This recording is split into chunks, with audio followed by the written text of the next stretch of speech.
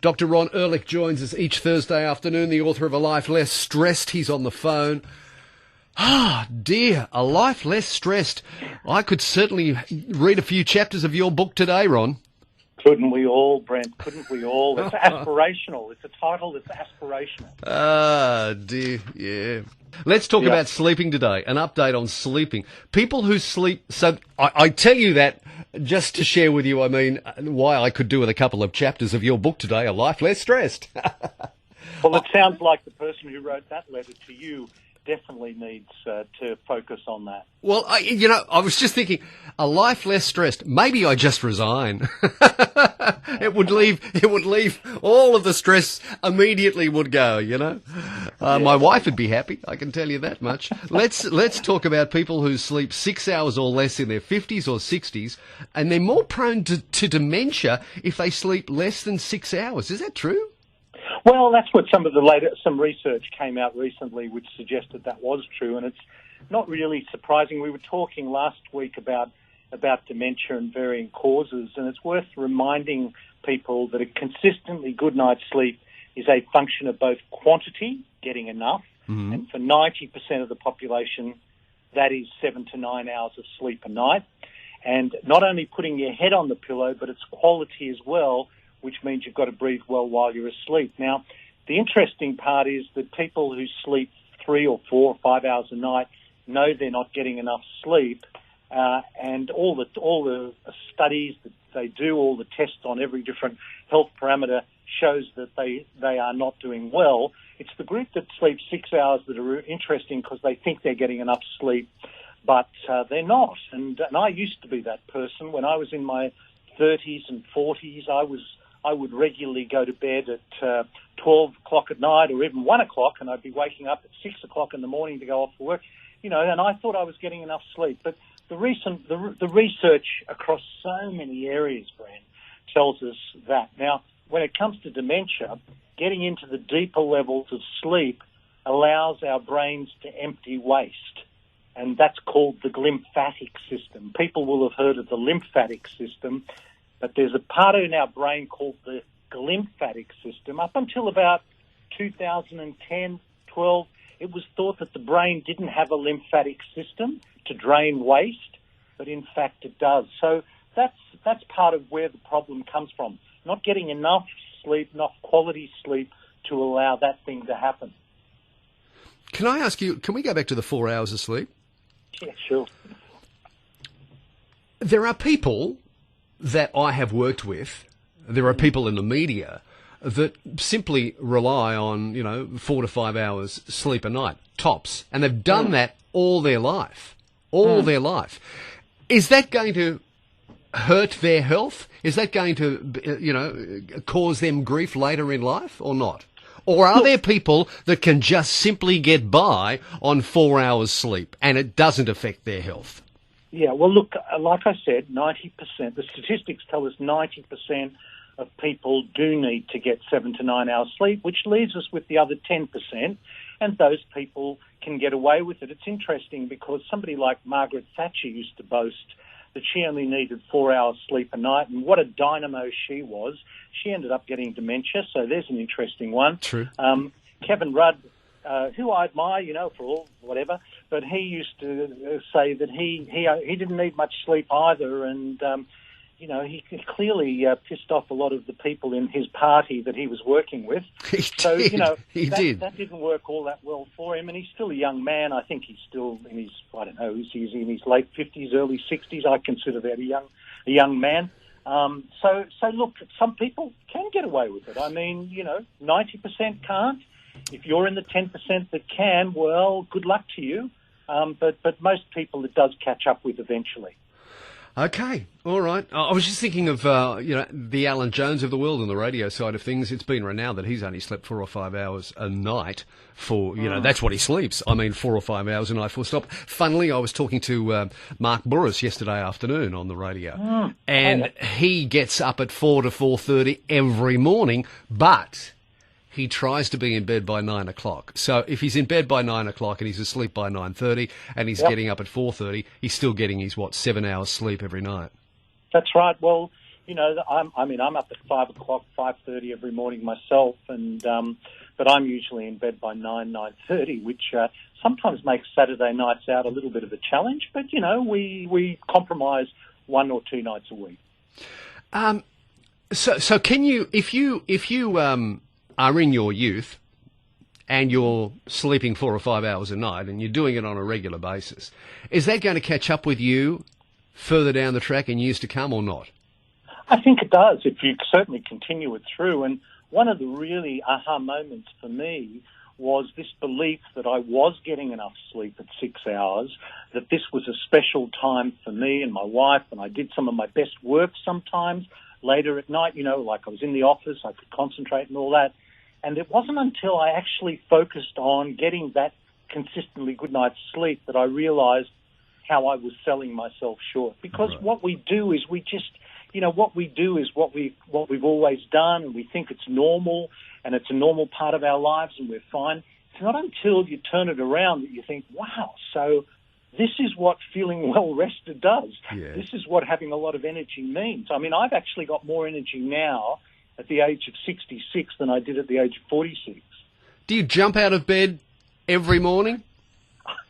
I'm not going to pretend I jump out of bed, but I certainly don't dawdle around. I get up, I do a whole morning routine. We could spend the whole show talking about a morning routine, but I'm ready to go. Doesn't take me half an hour or an hour to get my head, the clouds out of my head.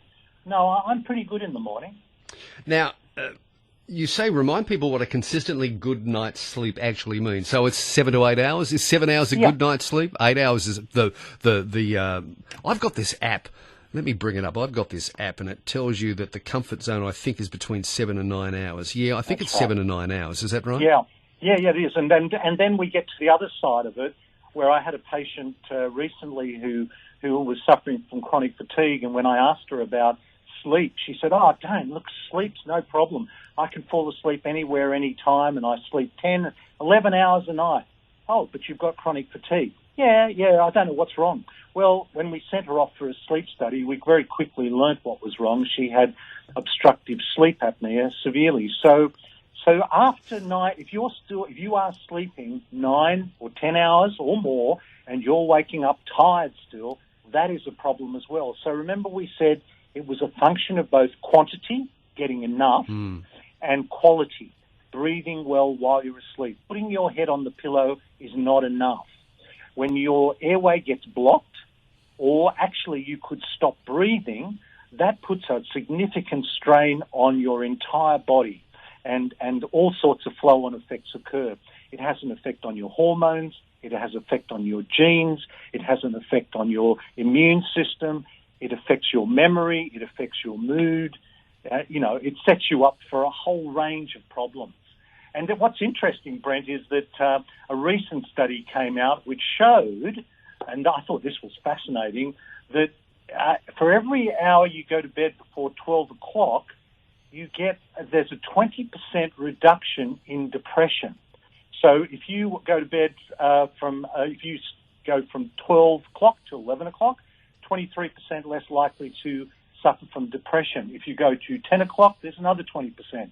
It doesn't keep working until you get to 6 o'clock in the evening and all depression, you're in euphoria.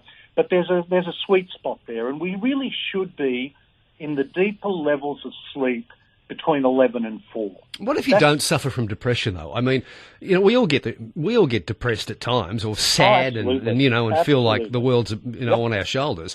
But that's different to being depressed and suffering from depression, isn't it? It is.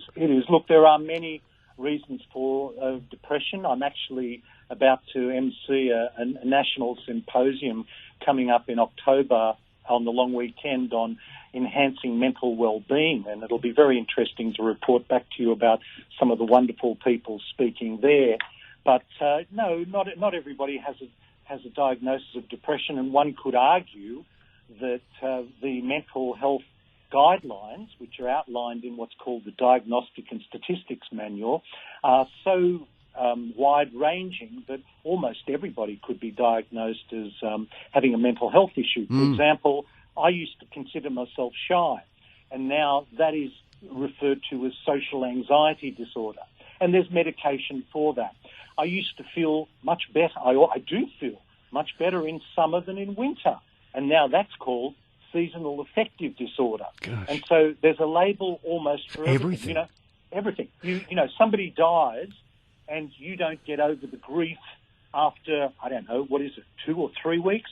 There's a disorder there, which, you know, people take years to get over the loss. So there's all sorts of pathologizing, putting labels on what is actually quite normal mental conditions. You know, we all have our ups and downs, but it's when it becomes a chronic, debilitating, stopping you from doing things that you really need to well, it helps to put labels on them and to seek professional help.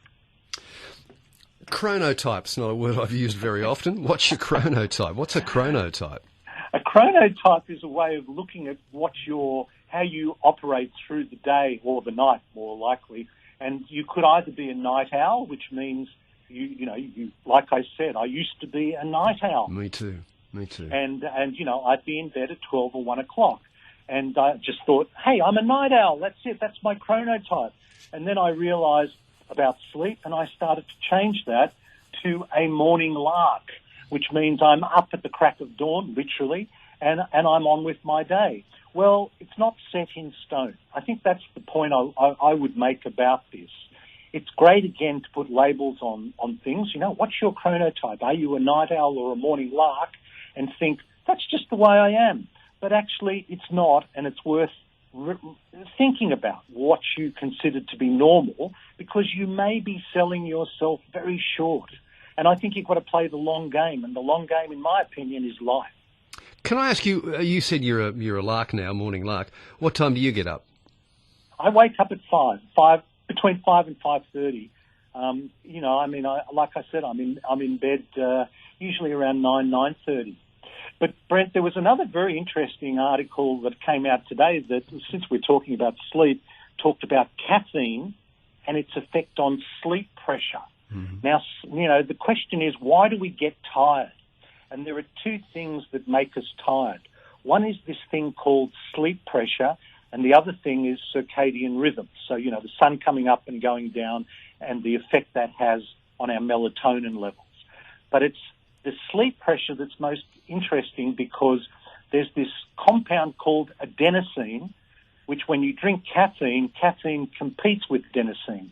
So as soon as you wake up in the morning, the body starts to produce adenosine, which is a byproduct of using energy. That's why exercise is good for sleep, because when you exercise, you produce a lot of adenosine triphosphate. It's called ATP.